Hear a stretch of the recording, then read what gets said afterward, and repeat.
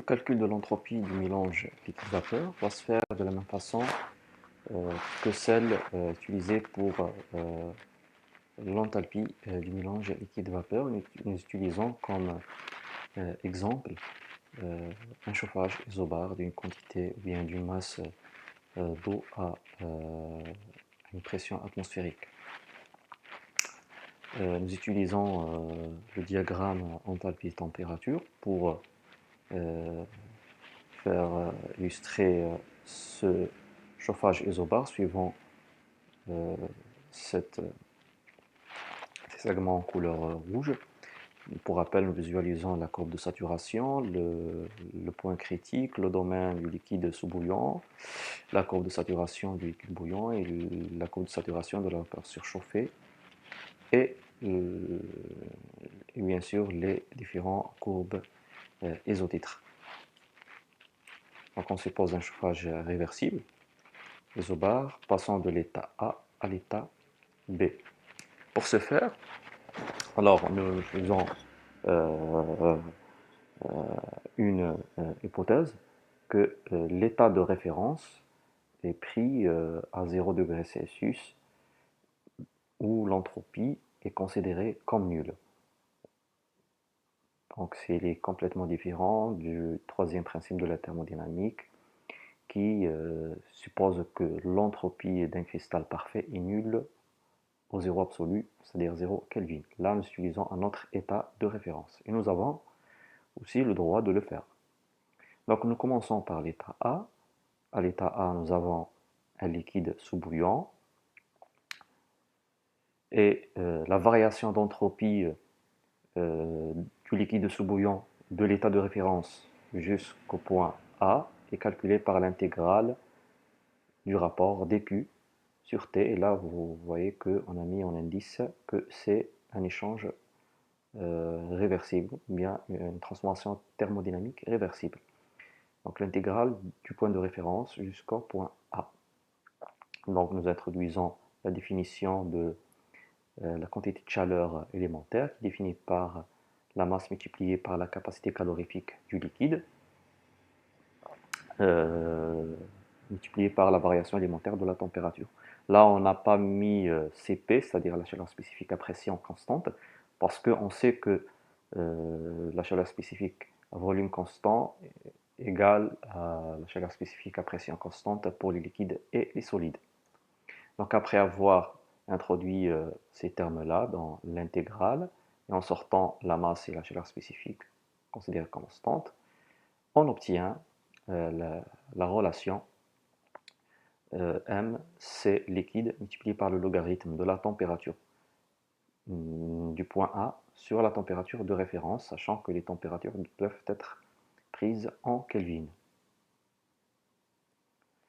Pour l'état L, on a un liquide bouillant et en connaissant la température à l'état L qui est 100 degrés, donc on est à l'état de saturation, on peut seulement remplacer TA par la température d'ébullition et la variation d'entropie du point de référence et de l'état final du liquide saturé est donnée par la relation MC liquide multipliée par le logarithme de la température d'ébullition sur la température de référence.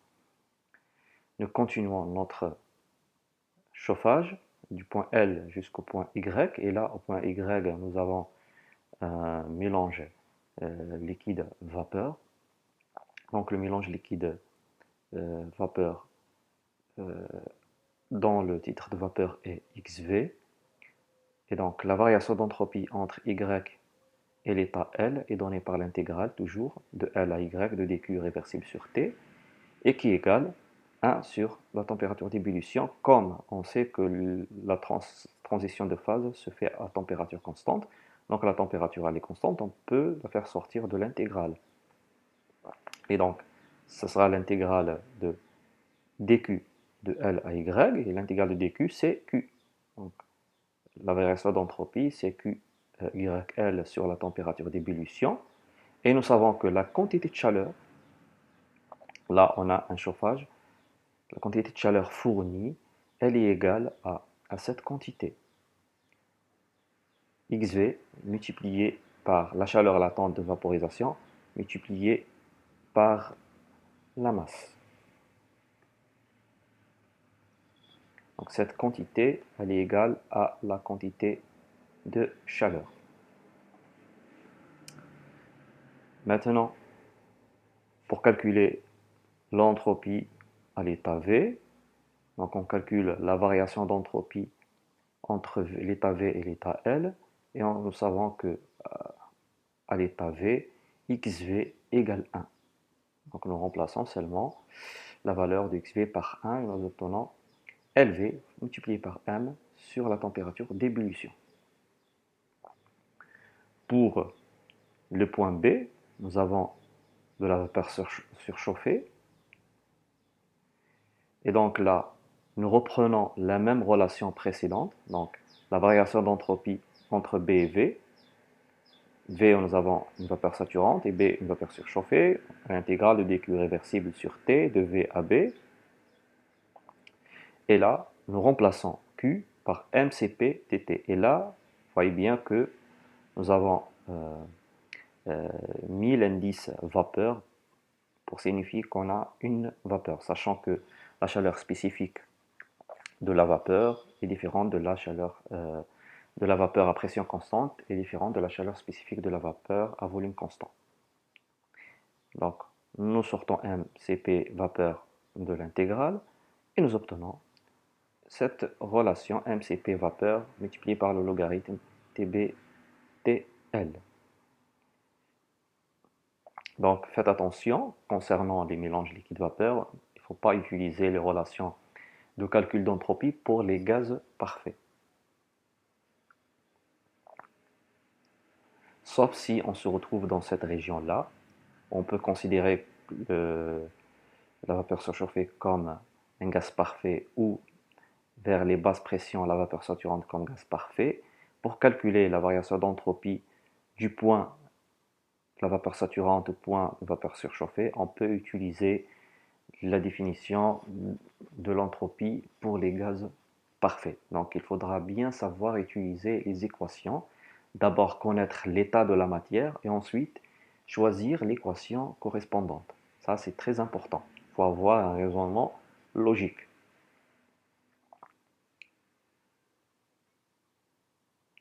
On peut calculer aussi l'entropie des mélanges liquide-vapeur, bien d'une vapeur saturante ou bien d'un liquide saturé, en utilisant les tables. Nous définissons d'abord l'entropie de vaporisation.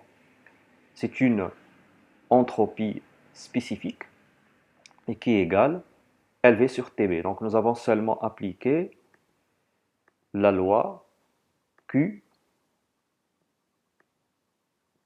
sur T. Et nous considérons que la quantité de chaleur mise en jeu à l'état de saturation, c'est la chaleur latente de vaporisation. Donc nous définissons l'entropie de vaporisation égale la chaleur latente de vaporisation divisée par la température de l'état d'équilibre liquide-vapeur, c'est-à-dire la température d'ébullition. En nous rappelant la définition de la chaleur latente de vaporisation, qui est la différence entre l'enthalpie spécifique de la vapeur saturante moins l'enthalpie spécifique du liquide. Donc, vous voyez encore le tableau qui nous donne les propriétés de la matière. Là, c'est la table de l'eau. À l'état de saturation, nous avons la température d'ébullition, la pression de vapeur saturante, les volumes spécifiques pour la vapeur et pour le liquide, l'énergie interne spécifique pour la vapeur saturante et le liquide. Comme on l'a vu dans le chapitre précédent, l'enthalpie spécifique pour le liquide saturé, la vapeur saturante, et on sait qu'au milieu, nous obtenons la chaleur latente. Et donc, vous voyez bien que pour 25 degrés Celsius, la chaleur latente de vaporisation est de 2442,3.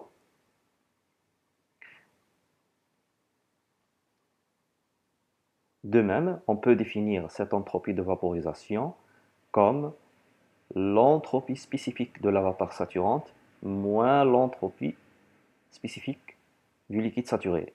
Par analogie, Si on regarde bien les colonnes correspondantes à l'entropie spécifique, regardez, on sait que par définition l'entropie c'est des joules par Kelvin, et comme c'est de l'entropie spécifique, donc on retrouve l'unité kilojoules par kilogramme par Kelvin.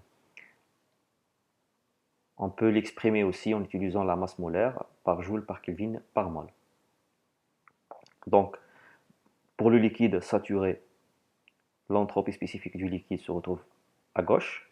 Donc, vous voyez, c'est des points, ça veut dire que c'est des 0,0. Et à droite, vous voyez bien que l'entropie ici, elle est plus élevée pour la vapeur saturante que pour le liquide saturé. Et ça correspond à notre définition. Plus la matière A+, elle est en désordre selon la première définition qu'on a vue, ou bien selon la définition de Boltzmann de l'entropie statistique, c'est-à-dire plus la matière a des possibilités à occuper des états thermodynamiques, plus l'entropie elle est importante. Donc vous voyez bien, on peut facilement distinguer l'entropie de la vapeur et l'entropie du liquide. Et juste au milieu, donc, nous avons l'entropie de vaporisation qui est SV moins SL. Donc si vous faites soustrayer 3674 de 8,558, nous obtenons cette valeur-là. Ou bien, nous divisons cette valeur de la chaleur latente de vaporisation sur la température d'ébullition, c'est-à-dire 25 plus 273, et nous obtenons la valeur trait de l'entropie de vaporisation. Donc pour l'entropie spécifique de mélange, nous appliquons les mêmes lois, c'est-à-dire c'est la quantité liée à la vapeur saturante plus la quantité liée à liquide saturé. XV multiplié par SV plus moins XV plus fois SL.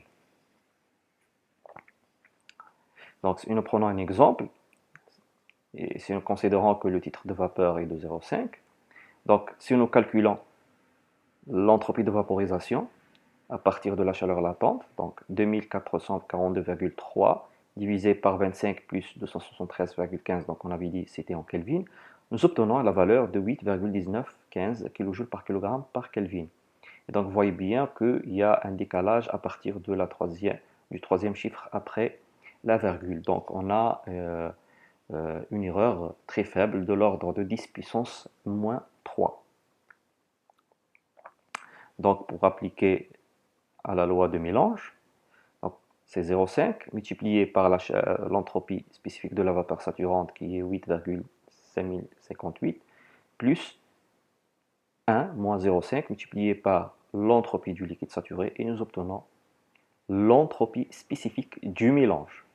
Donc si on a 1 kg d'eau, l'entropie du mélange c'est 4,4627 kJ Kelvin. Et là, vous voyez bien, on calcule une entropie à un état donné. Donc, on n'a pas une variation d'entropie.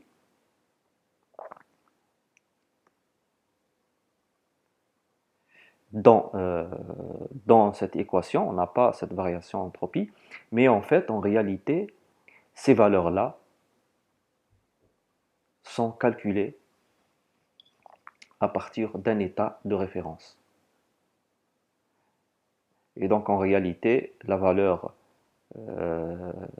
cette valeur-là, elle est liée à un état de référence qui est une entropie nulle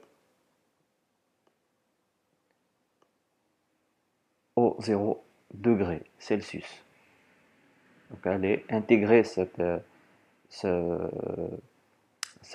référence, elle est intégrée dans le calcul.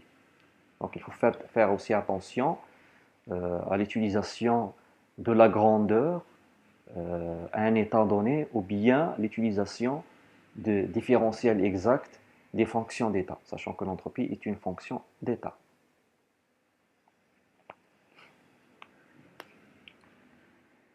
D'habitude, on utilise des diagrammes thermodynamiques correspondant à l'entropie. Le premier diagramme qu'on présente, c'est le diagramme anthropique température, entropie spécifique. Donc la température dans les axes des coordonnées, l'entropie dans l'axe des abscisses. Et vous voyez bien que la cloche de saturation a la même forme que dans le diagramme de Clapeyron, qui est PV, sauf que les courbes sont différentes. Donc là, vers les entropies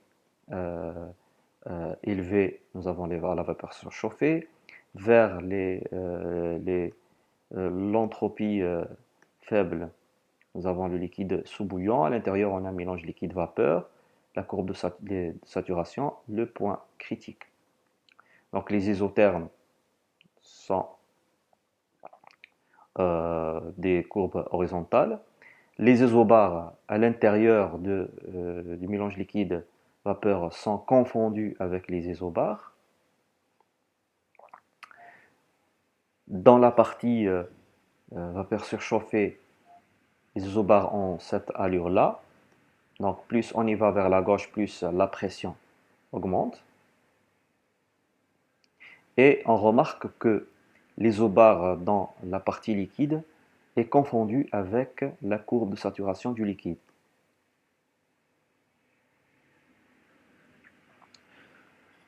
Ce diagramme température-entropie permet de savoir immédiatement si le cycle s'écarte de l'idéalité, c'est-à-dire d'un cycle de Carnot parfait, bien réversible.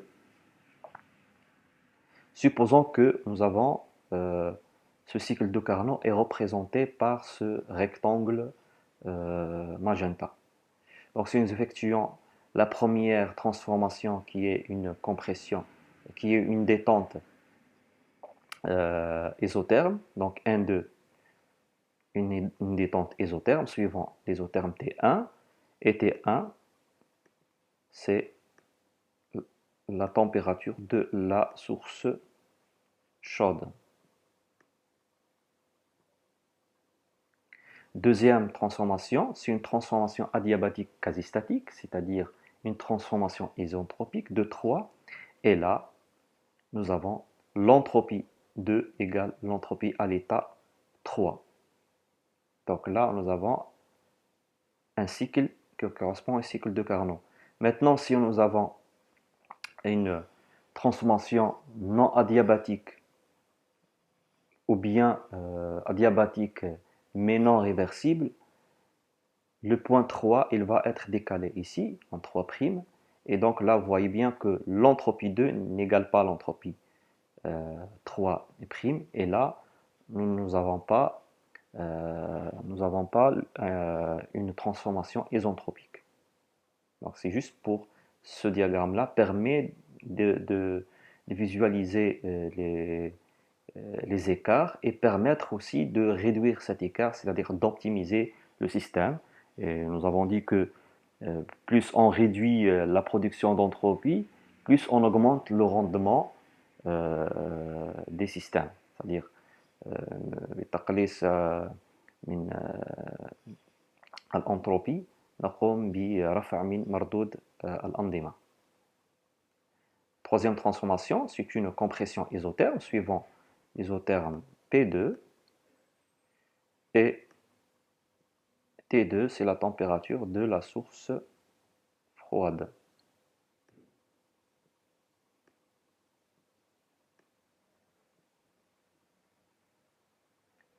De même, la dernière transformation, c'est une transformation adiabatique quasi-statique concernant le cycle de Carnot. Donc on y va de 4 à 1. Et là, vous voyez bien que l'entropie à l'état 1 égale à l'entropie à l'état 4. Donc comme résultat, une transformation adiabatique réversible et isentropique.